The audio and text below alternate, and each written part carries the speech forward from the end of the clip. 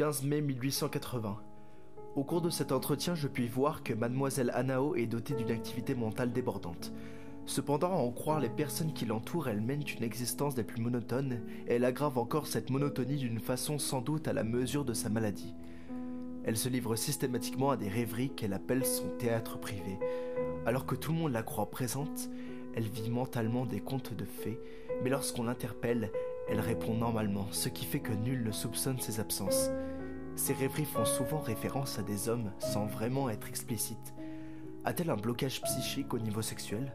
Son cas m'intéresse grandement. Je veux suivre son évolution. 30 décembre 1880. Le caractère particulier de ce cas me permet de le comprendre si parfaitement que j'en apprécie beaucoup l'intérêt au point de vue pathologique. La patiente me livre ses histoires personnelles, le style est soigné, elle me parle d'un parc, d'un homme grand, au regard empathique qui s'interrompt à la vue d'une hyène qui tire mademoiselle Hanao dans un gouffre sans fond. Je ne sais pas si je dois croire à son histoire. Y a-t-il un lien entre ses rêveries et les raisons de sa pathologie ? Mademoiselle Hanao mange de moins en moins et sa monotonie impacte désormais ses rêves. Que se passe-t-il au sein du cercle familial et pourquoi utilise-t-elle l'anglais pour parler de sa gouvernante ? 5 avril 1881, décès du père de la patiente.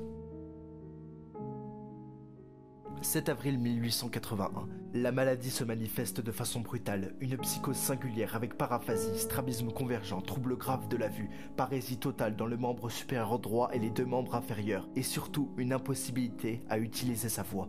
La bouche de la patiente est inactive, fermée, elle ne ressent plus l'envie de prononcer un seul mot. Bon sang, je ne la reconnais plus. J'aurais dû prévoir cette éventuelle possibilité d'une transformation de sa pathologie. Je me sens impuissant.